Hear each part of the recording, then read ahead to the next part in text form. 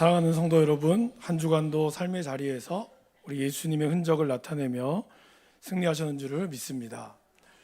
늘 우리와 동행하시는 하나님께서 저와 여러분의 삶에 구석구석 나타내고 있음을 우리가 발견할 수 있기를 바라고, 그 속에서 여러분이 삶의 흔적을 나타낼 수 있기를 바랍니다. 우리는 하나님의 형상을 따라 지음받은 존재이기 때문에 우리 삶의 모든 여정에는 창조주의 손길이 머문 흔적이 다 조금씩 분명히 있습니다.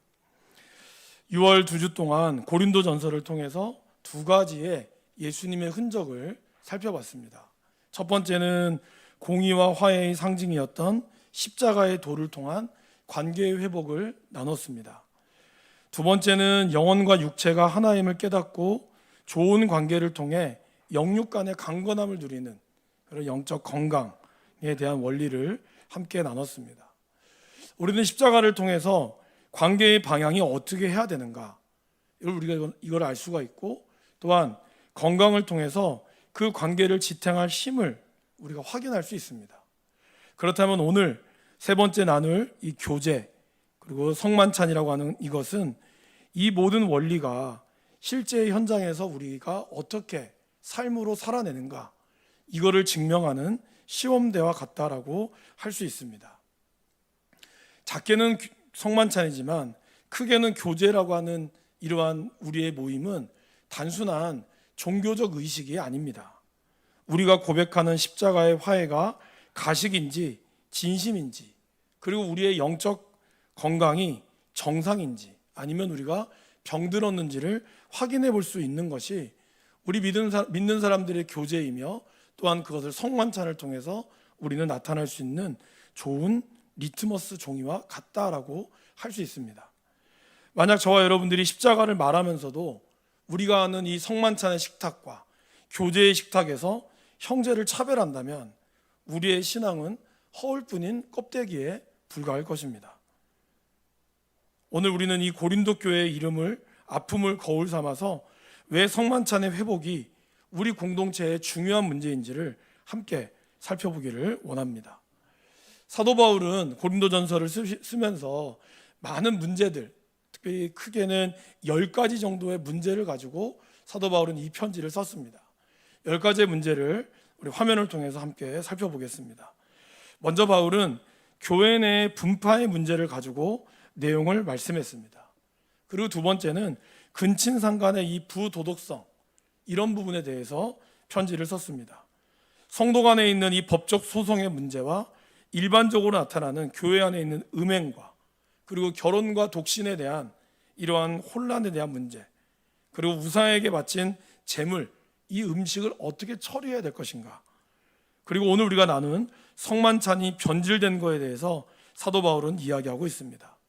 그리고 성령의 은사, 초대교회가 가지고 있는, 고린도 교회가 가지고 있는 성령의 은사에 대한 오형과 부활 신앙에 대한 근본적인 흔들림, 그리고 마지막 헌금에 관한 태도에 대해서 사도 바울은 고린도전서 이 16장에 걸쳐서 이러한 문제를 가지고 편지를 쓴 것입니다. 근데 여러분, 이 10가지의 문제를 가만히 보면 이 문제들이 다 개별적이지 않다라는 겁니다. 이 문제는 아주 여러 가지로 얽히설켜 있어서 이것이 파생되어 있다는 것을 우리가 볼 수 있습니다. 결국 가장 큰 문제는 바로 관계의 결핍이었다라는 겁니다. 이 10가지의 문제를 가만히 보면 교회 내의 분파, 근친상간, 법적 소송, 일반적인 음행, 결혼과 독신, 이런 문제들은 다 관계와 얽히설키 연결되어 있었다라는 것입니다. 그 관계의 문제가 일어난 이유는 결국 교만이었죠. 그리고 스스로 뛰어나다고 생각하는 그런 착각이 관계에서 여러 가지로 문제가 나와 있었다라는 것입니다.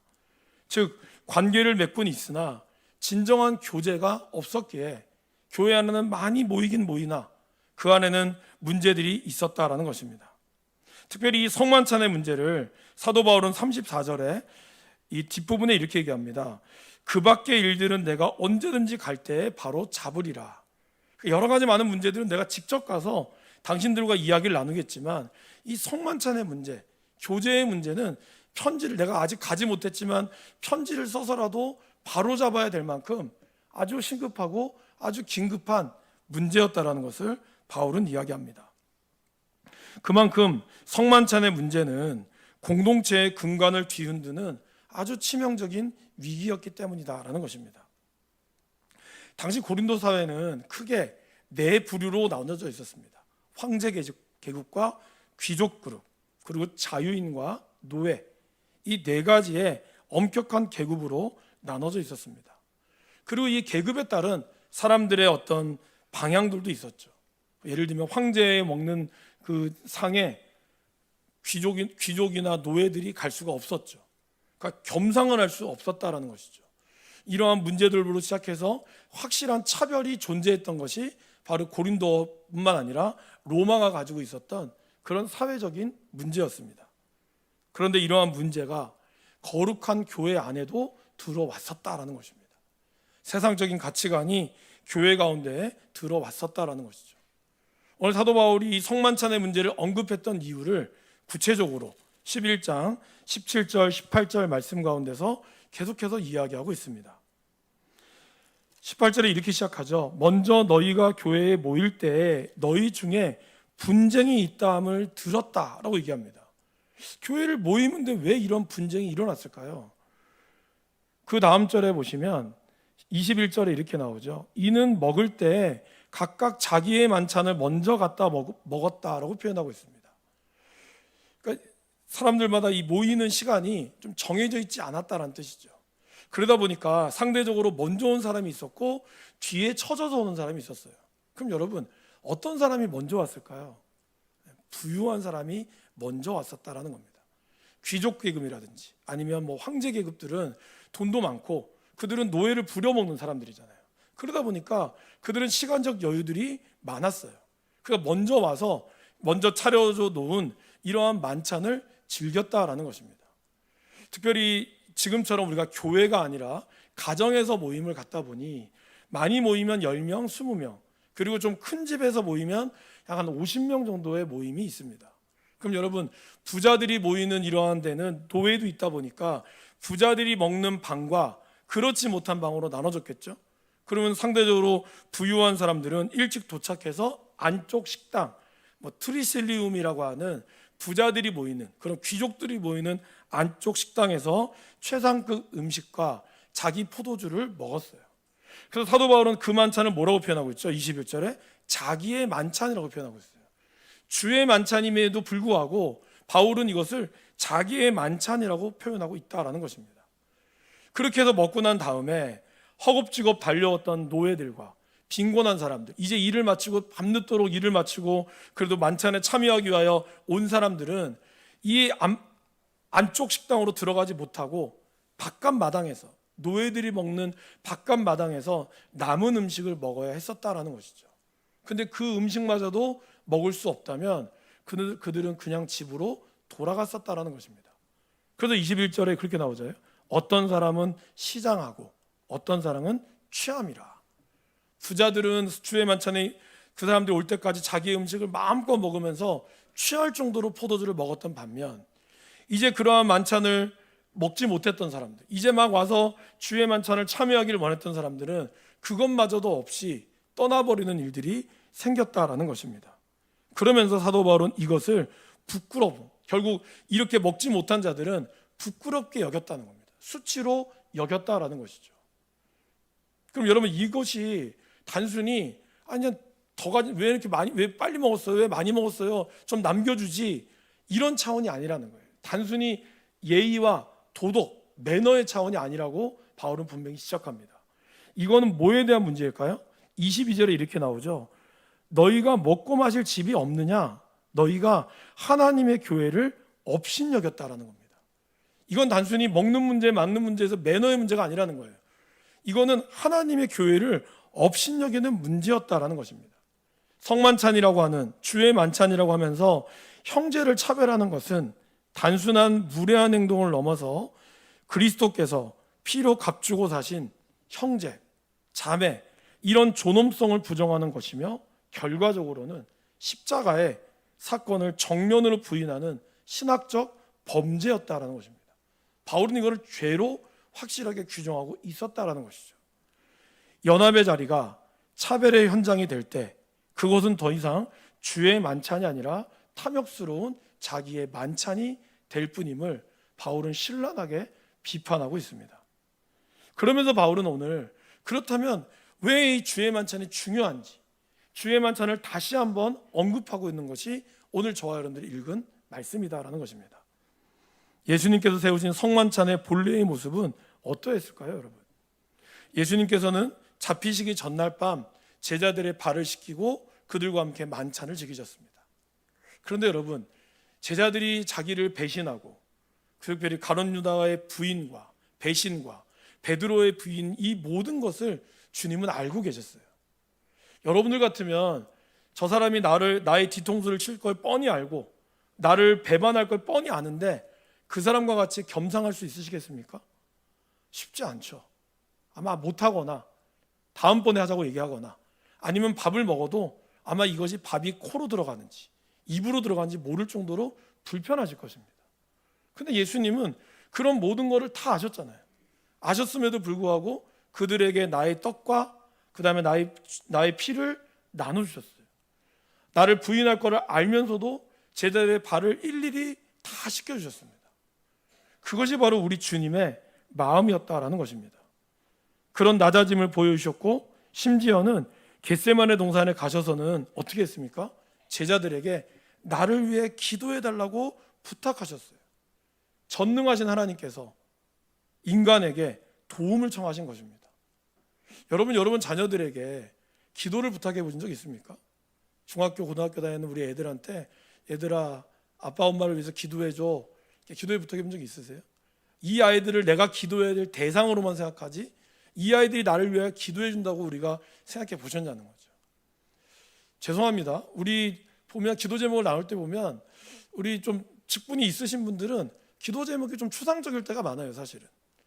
기도 제목을 물론 이런 모임 같은 데도 보면 좀 이렇게 어려운 분들은 자기 기도를 많이 나누는데 그렇지 않은 분들은 그냥 제가 뻔히 그 가정에 문제가 있는 걸 알면도 불구하고 자기 문제를 오픈하지 않아요.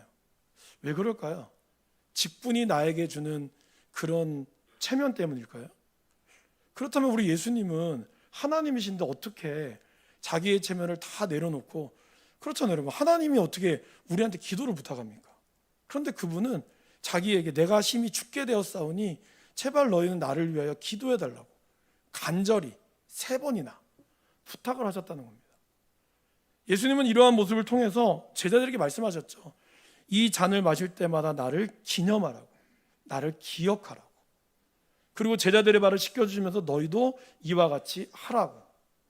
주님은 십자가의 사건은, 성만찬의 핵심은 바로 기꺼이 내어주는 사랑과 취약함을 드러내는 겸손의 모습을 몸소 보여주신 것이다라는 것입니다. 예수님의 십자가는 당시 세상을 가로막았던 신분의 담을 단번에 허물어 버리셨습니다. 그래서 예수님 안에서는 황제도 노예도 동일한 떡을 먹고 동일한 잔을 마셨어요. 황제라고 해서 더 큰 잔을 주고, 노예라고 해서 조그만 잔을 주고, 황제라고 해서 엄청난 큰 떡을 더 먹으라고 주고, 노예라고 해서 더 적게 주지 않았다는 겁니다. 바로 그리스도 안에서는 모두 다, 이 예수님의 식탁 안에서는 모두가 하나의 동일한 가족임을 확인시키는 것이 바로 주님의 성만찬이었다라는 겁니다. 그래서 그리스도의 성만찬은 그리스도 안에 온조가 온전히 하나가 되었다는 이 경이로운 사실이 우리의 삶의 흔적으로 나타나는 거룩한 결단의 자리여야 했다라는 것입니다. 이걸 사도 바울은 오늘 고린도 교회에게 말씀하고 있는 것이죠. 저와 여러분들은 매주 성만찬을 우리가 하지를 못하죠. 매달 하지도 못합니다. 그렇지만 우리가 나누고 있는 이 교제, 오늘도 남녀성교 원래뿐만 아니라 여러분들이 예배 마치고 나누는 그런 교제들과 그런 모임들이 다른 세상과의 모임과는 달라야 한다는 것입니다. 우리의 교제는 거룩한 자리라는 것을 기억해야 한다는 것입니다. 그러기 위해서 우리의 거룩한 이 연합의 자리가 파괴의 자리가 되지 않기 위해서 우리는 2가지의 중요한 사실을 사도 바울을 통해서 확인할 수가 있습니다. 첫 번째는 자신을 살피는 것입니다. 오늘 사도 바울은 성만찬에 임하는 이 고린도 교회에게 28절에 이렇게 이야기하죠. 사람이 자기를 살피고 그 후에야 이 떡을 먹고 이 잔을 마실지니. 여러분, 우리가 성만찬의 자리에 참여한다, 우리가 교회의 이 교제에 참여한다는 것은 주님과 함께 십자가의 길을 걷겠다고 하는 서약입니다. 물론 우리가 그냥 편하게 와서 여러 가지 이야기를 나누지만 적어도 교회에서 모이는 우리의 자리들은 좀 다르다라는 것이죠. 그리고 이 길은 오직 정직한 자만이 완주할 수가 있습니다. 바로 내 안에 있는 가면을 벗고 십자가 앞에 자신의 실상을 대면해야 한다는 거죠.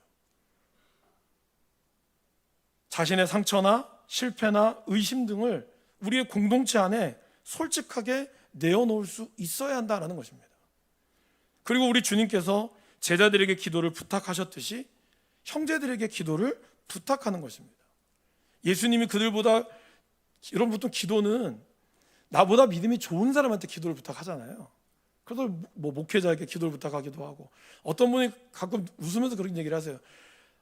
나는 1시간 기도해도 목사님 10분 기도하는 게 훨씬 더 힘이 있으니까 기도를 부탁하는 거라고. 제가 속으로 얘기하자. 아닙니다. 아니죠. 그러나 그 마음이 그런 마음이신 게죠. 그렇기 때문에 누군가의 기도 부탁을 안 한다는 것은 그 사람보다 내가 믿음이 높다라고 착각할 수 있다라는 거예요. 아까도 말씀드렸지만 우리 아이들, 저는 몸이 너무 아플 때는 아이들이 내 몸에 손을 얹고 기도해달라고 부탁을 해요. 비록 어린 아이들이고 아이들 아직 기도할 줄 모르지만 이 아이들이 아빠를 생각하는 마음이나 엄마를 생각하는 마음이 누구보다 강하기 때문에 이 아이의 기도에 하나님 역사한다고 저는 믿어요. 그래서 아이들 기도를 부탁하는 거죠. 아까도 말씀드렸지만 좀 교회 안에 직분이 있다고 해서 여러분의 연약함이 없진 않잖아요. 근데 우리는 그런 기도에 대해서 인색할 때가 많다라는 거예요. 뭐가 그렇게 부끄러우십니까? 우리의 말들이 문제는 이겁니다. 가십거리가 되면 안 된다는 거죠. 저 사람이 어렵지 않게 나의 연약함을 고백했을 때 그것이 그 모임 안에서 끝나야 되는데 그것이 자꾸 여러 사람들 가십거리가 들어가게 되는 거예요. 내가 여기서 얘기했는데 갑자기 옆에 있는 사람이 나한테 와가지고 그 다음 주에 뭐 이런 일 있었다면서요? 이런 얘기가 되면 안 된다는 거예요. 그러면 기도가 생명력을 잃는 거예요. 거기에 모임 가운데 오는 것은 그 사람의 연약함을 드러내는 것은 자신을 살피고 그로 인해 하나님의 은혜를 나누는 것이죠. 거기에 기도의 역사가 일어나게 되는 겁니다. 그런데 이렇게 자신을 살피는 그러한 마음을 가지고 우리가 이 주의 교제에 임해야 한다는 것입니다. 이것이 바로 나보다 남을 낮게 여기는 겸손의 극치다라는 것입니다. 두 번째는 몸을 분별해야 됩니다. 오늘 사도 바울은 29절에 이렇게 얘기합니다. 주의 몸을 분별하지 못하고 먹고 마시는 자는 자기의 죄를 먹고 마시는 것이니라. 사랑하는 여러분, 우리가 건강해야 되는 이유는 무엇이라고요? 여러분 건강해서 예전에 처녀 때 입었던 옷을 입었다고 자랑하기 위해서 살을 빼십니까? 아니죠. 좋은 옷 있는데 내 몸에 안 맞아서 살 좀 빼가지고 몸 좀 입어서 좀 뭔가를 드러내기 위해서 우리가 건강해야 될까요? 물론 그것도 전혀 틀렸다고 그런 동기가 뭐 나쁘진 않죠. 그러나 적어도 우리가 예수를 믿는 사람이라면 우리가 하나님의 영광을 위해서 우리가 건강해야 한다는 것입니다.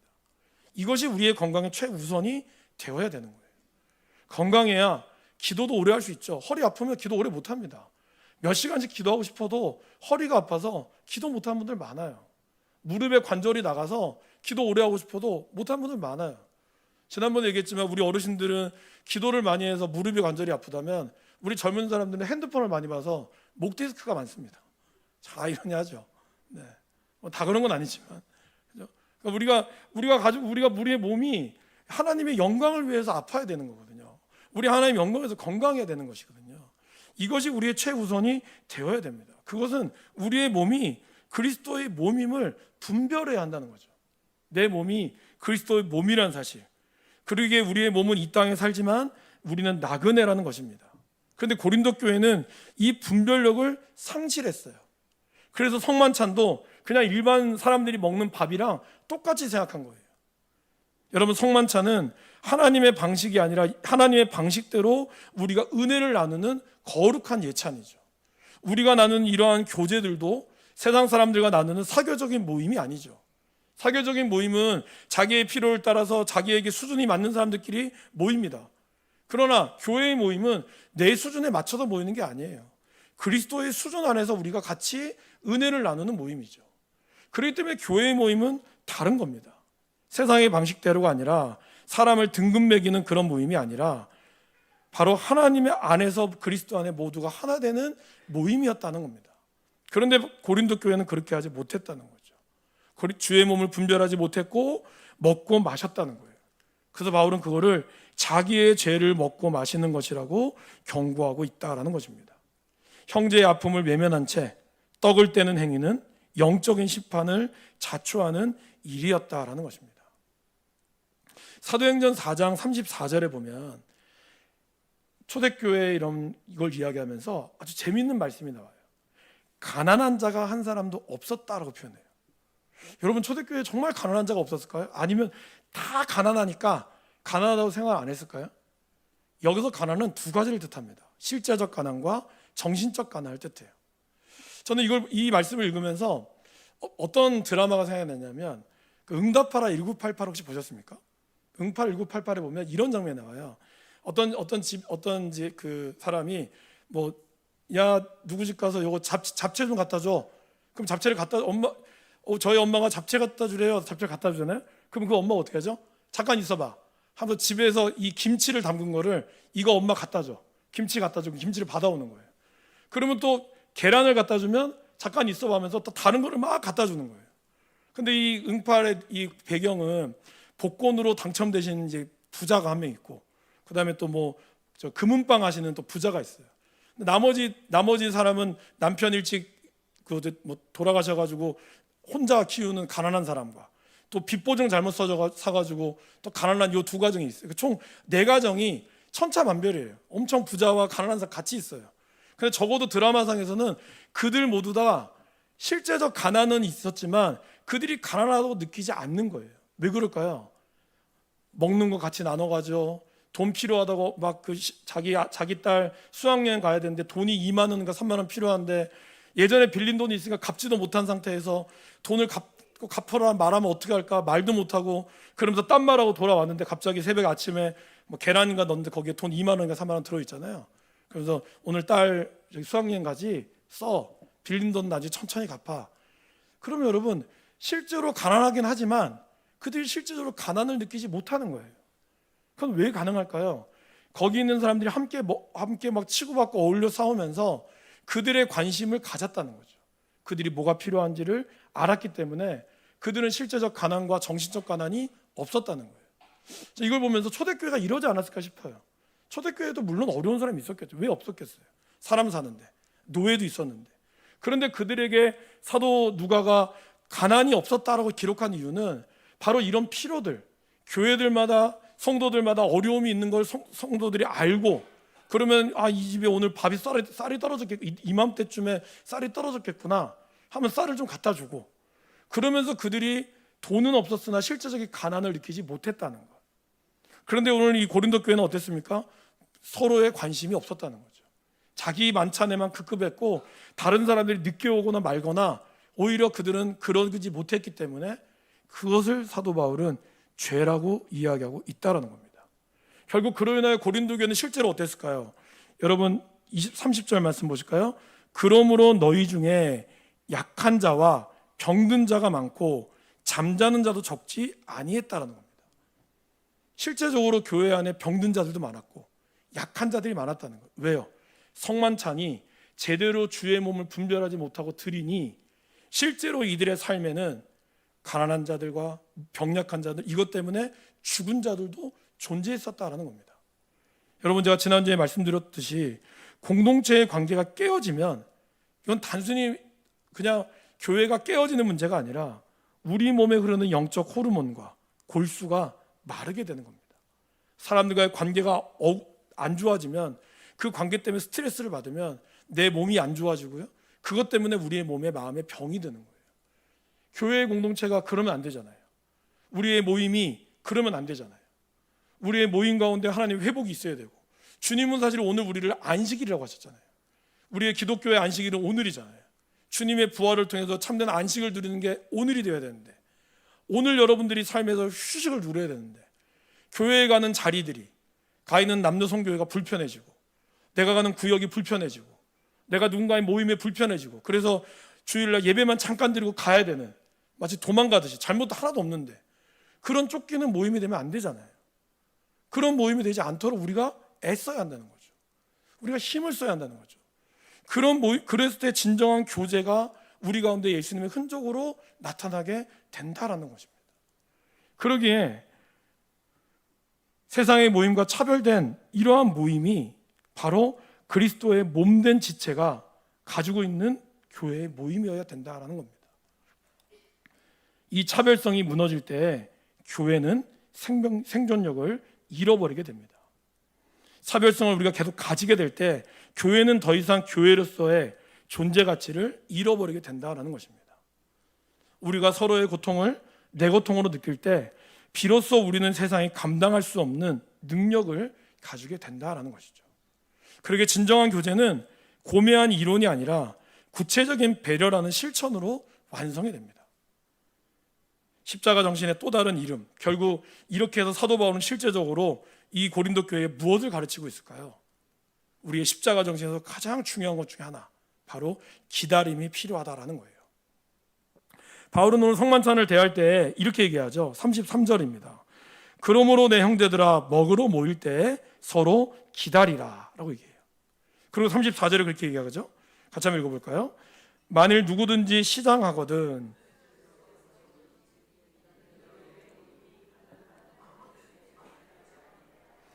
그 밖의 일들은 내가 언제든지 갈 때 바로 잡으리라. 여러분 왜 먹는 거에서 인신난다는 얘기 들으셨죠? 이렇게 딱 이렇게 식당을 나눠주는데 분명히 그분은 의도한 게 아닐 거예요. 근데 내가 보기에 이 사람이 나보다 소세지를 하나 더 줬어. 근데 이 사람은 나하고 안 좋은 관계야. 그럼 어때요? 치사하다 이렇게 나오죠. 먹는 거에 인신난다고, 그죠? 이게 사실 아무것도 아니잖아요. 그런데 그 먹는 것 때문에 상처받는 일들이 생기는 거예요. 그죠? 누군 2개 주고, 누군 3개 주고. 그래서 이렇게 잘 나누는 걸 우리 홍춘장 원사님이 엄청 잘합니다. 전도부 모임과 꼭 나눠요, 잘. 상처 안 받도록. 참 중요하죠. 중요합니다, 여러분. 오늘 뭐라 그래요? 누구든지 시장하거든 집에서 먹으라는 건 사실 누굴 얘기하는 걸까요? 아까 말씀드렸죠. 부자들. 이 사람들은 여기서 안 먹어도 돼요. 이 사람은 여기서 안 먹고 그냥 먼저 집에서 먹고 와도 되는 거예요. 그런 사람, 근데 이 가난한 사람들, 노예들은 이것이 이 사람의 한 끼가 될 수도 있어요. 아니면 이것을 먹고 잘 먹어서 집에 가서 쉬고 또 그 다음날 회사를 가야 되는 사람들인 거예요. 그러다 보니 이분들을 위해서 자신의 권리와 배부름을 유보하고 늦게 올 수밖에 없는 가난한 형제를 헤아려 주는 것, 이것이 바로 사랑의 배려다라는 것입니다. 오늘날 우리에게 이 기다림은 그럼 어떤 모습이어야 될까요? 바로 우리가 새 가족이 공동체에 적응할 때까지, 우리 교회에 오신 분들이 익숙한 편안함을 잘 적응할 때까지 먼저 온 우리가 익숙한 편안함을 잠시 미루는 것입니다. 그래서 제가 우리 모임할 때는 누구 엄마 이름 부르지 말라고 제가 직분을 부라 말씀을 드리잖아요. 그 이유는 여러분들은 편하죠. 야야 누구 엄마야 편하죠. 그러나 새 가족은 편하지 않아요. 그 누구 엄마인지 어떻게 알아요? 몰라요. 그러기에 교회 안에서의 모임은 서로의 직분 또는 이름을 불러주는 게 맞다라는 거예요. 물론 여러분이 사적인 곳에서는 얼마든지 하셔도 되죠. 그러나 교회라고 하는 이 공동체, 여러분 새 가족들이 얼마나 어색해하는지 아십니까? 여러분들이 사실 아무리 잘해 주셔도 이미 새 가족이 가지고 있는 그런 부담감들은 다 있어요. 그렇기 때문에 자그마한 거 하나에도 상처를 받을 수가 있다라는 것이죠. 여러분 보세요. 집에 아이가 태어납니다. 그러면 집안은 뭘로 중심으로 변해요? 아이 중심으로 변하게 돼 있어요. 그죠? 그래서 이 부모와 부부는 생이별을 해야 됩니다. 어쩔 때는 애가 자면 남편 출근돼야 되니까 각방을 써야 되기도 하고요. 아내 입장에서는 아이가 2시간마다 한 번씩 깨니까 아이에게 또 뭐 모유를 주든지 분유를 주든지 하기 위해서 그 수고를 감당해야 돼요. 그런데 아이한테 엄마 자야 되니까 7시간 있다가 밥 줄게 기다려, 이런 부모 있어요? 그 아동 학대가 되죠. 그게 못합니다. 아무리 그래도 아이를 위해서 수고와 희생을 하게 되는 거죠. 그럼 아침에 일어나면 집안이 난리도 아니죠. 엄마는 막 침 흘리고 자고 있고 남편 회사 가는데 갔다 오라 말도 못하고, 왜냐하면 몇 시간 못 잤으니까. 남편은 또 그래서 밥도 제대로 못 먹고 라면 끓여 먹고 가는 경우들도 있죠. 저희 집안 얘기가 아니고 그런 일이 생길 수밖에 없죠. 근데 그렇다고 해서 왜 남편 밥도 안 차리냐고 얘기하는 남편은 정말 문제가 많은 남편이고, 그죠? 그 모든 것을 같이 감내하면서 가듯이 교회도 마찬가지입니다. 교회의 새 가족은 갓난아기와 같죠. 그들이 성장할 수 있도록 기다려주는 거죠. 그들이 나이가 많다고 해서 갓난아기 아닌 게 아닌 거죠. 그런 익숙함들을 우리가 같이 해주는 것, 그렇게 눈높이를 맞추어서 자랄 때까지 보살펴 주는 것이 바로 교회가 감당해야 될 몫이다라는 것입니다. 나의 주장을 온전히 하는 것이 아니라 관찰하기보다 상처 입은 지체의 마음이 아물 때까지 교회는 속도를 늦춰주는 것이죠. 내가 주목받고 싶은 욕구를 내려놓고 이름 없이 헌신하는 자의 지체의 자리를 먼저 비춰주는 것, 그것이 바로 진정한 교제가 살아있는 기다림이다라는 것입니다. 그런데 이거는 우리의 의지만으로는 불가능합니다. 그래서 사도 바울은 에베소서 4장 3절에 이렇게 얘기하죠. 평안에 매는 줄로 성령이 하나 되게 하신 것을 힘써 지키라. 평안이 하나 되게 하신 것은 성령이 하시는 것이지만 그거를 힘써 지켜야 되는 건 우리의 노력이어야 한다라는 겁니다. 여러분, 하나님의 은혜로 우리가 하나가 됐습니다. 가만히 냅두면 하나가 된 게 그냥 그대로 갑니까? 안 간다는 거예요. 사도행전 2장부터 보세요. 오순절 다락방 사건에서 성령께서 하나가 되게 했어요. 그래서 교회가 막 3,000명으로 부흥했어요.